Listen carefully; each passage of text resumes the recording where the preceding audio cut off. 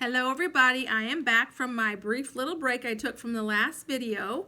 I stopped on April 20th and now I'm going to continue on April 21st, and I will also read April 22nd, which is today. So yay! It's going to put me back to caught up to where I should be, and I don't foresee any more trips or any more things getting in the way for a while. So for April 21st devotion, it was titled Beware of the Amalekites. And I'm going to read Exodus 17:16. He said, "Indeed, my hand is lifted up towards the Lord's throne. The Lord will be at war with Amalek from generation to generation." And that was Exodus 17:16. Now for the devotion. The Amalekites were the persistent and relentless enemies of the Israelites. When the Israelites sought to enter the promised land, the Amalekites stood in their way. You can read Exodus 17:8 through 16. Once the Israelites were in the promised land and seeking to enjoy what God had given them, the Amalekites joined the Midianites to torment the Hebrews in the days of Gideon. And you can read Judges 6:3. It was an Amalekite who caused the downfall of King Saul. You can read 1 Samuel 15:9 and 28. The Amalekites continually sought to hinder the progress of God's people and to rob them of God's blessing. Thus, God swore his imminent against them for eternity. As you move forward in your pilgrimage with the Lord, there will be Amalekites that seek to distract and defeat you. God is determined to remove anything that keeps you from experiencing him to the fullest. So just know that God is determined to remove anything that will distract you or keep you from experiencing him to the fullest. So if there's things in your life that have been snatched out, or people in your life that have walked out without any words, they just walked out of your life, just don't take that to heart. Take that as God is removing people and things from your life that is distracting you.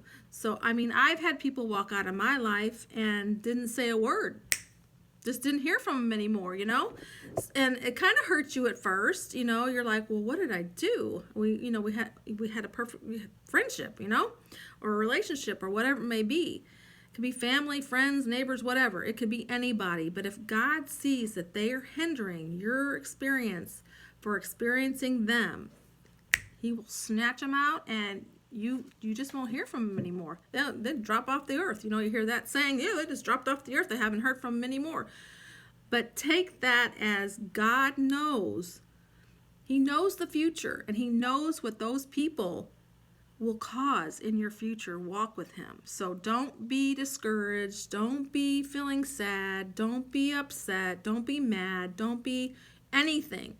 Just take it as, oh, well, God's seen that they weren't supposed to be in my life anymore, and life's going to be for the better, because they're not in it. But just continue to pray for those people, because if God has snatched them out of your life, that means that they are not in relationship with him, and that they will do your relationship with God harm or could distract you from serving him. So continue to pray for anybody that God has snatched out of your life, because they've been taken out for a reason, and it's most likely because they're distracting you from your walk with Jesus and experiencing him to the fullest. So just pray for anybody that's been taken out of your life, that they find God and that they commit their lives to him.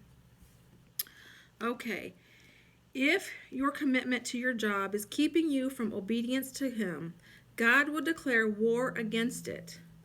If your relationship, materialism, or a destructive activity is keeping you from obeying God's will, He will wage relentless war against it. There is nothing so precious to you that God will not be its avowed enemy if it keeps you from his will for your life.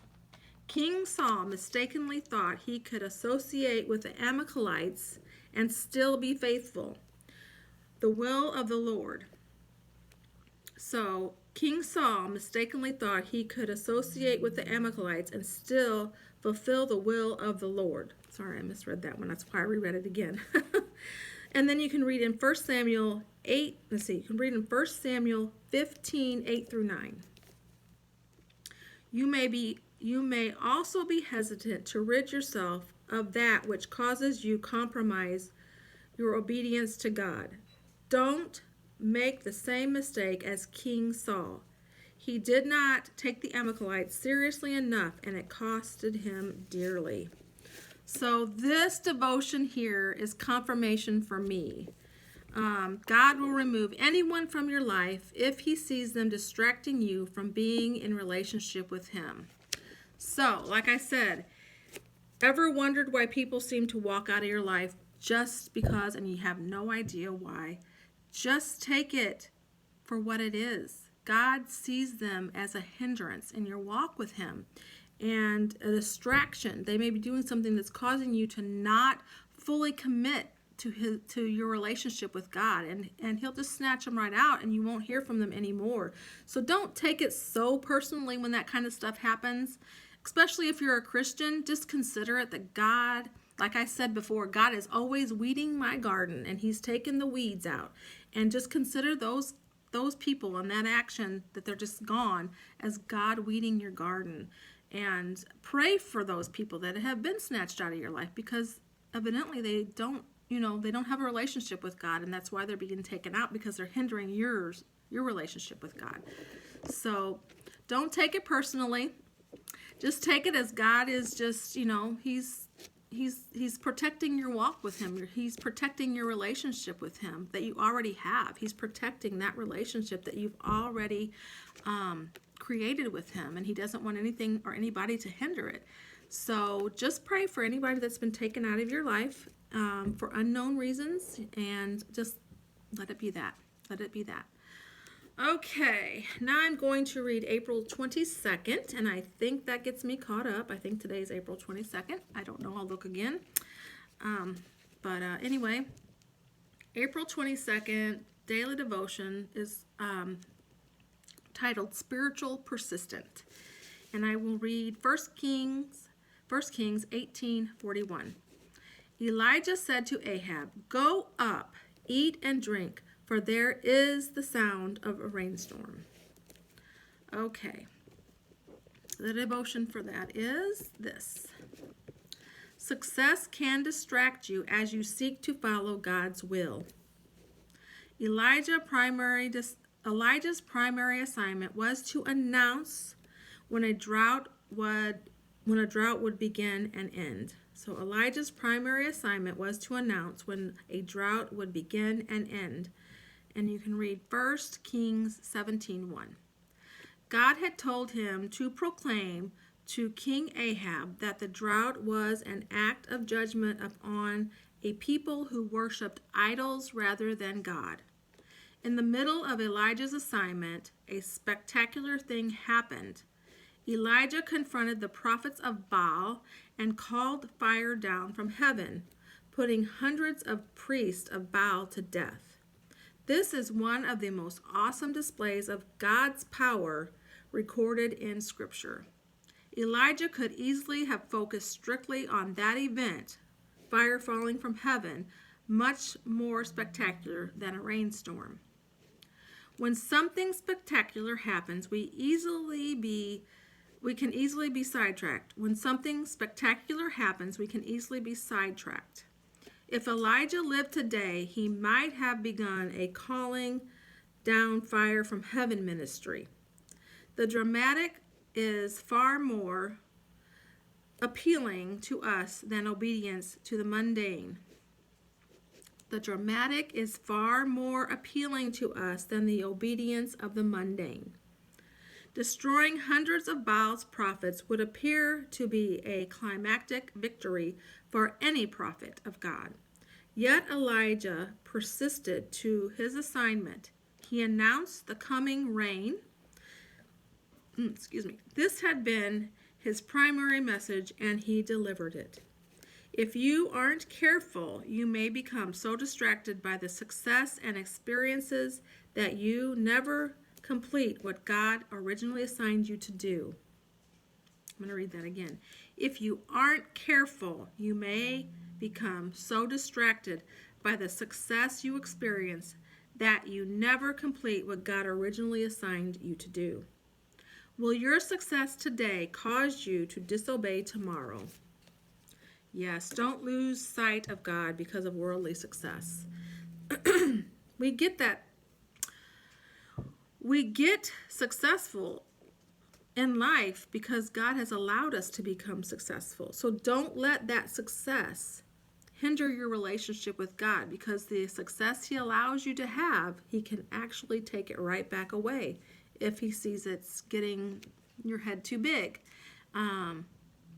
So just remember that. Don't let anything or anybody or anything crazy, wild, happy, I don't know, dramatic, whatever it may be, your success, whatever. Don't let it distract you so much that it takes your eyes off of God. Because we get things, we are blessed by things by God. But if His blessings distract you so much so that you take your eyes off of Him and your relationship starts to crumble, then He can surely take what He's given you away. So be aware of that. Don't let your success get in your way of your relationship with God. Be humble. Be humble. Be humble. Be humble. Whatever God blesses you with, don't let it make your head get big and get in your way of your relationship with God. So I just want to leave you with that. Never lose sight of God and your relationship. Don't take your eyes off of God. Even if you come from here all the way up to here, don't let that hinder you and get in your way and blind you of your relationship with God. So I'm going to leave you with that, and I'm caught up, and I will see you tomorrow on April 23rd. Have a great evening.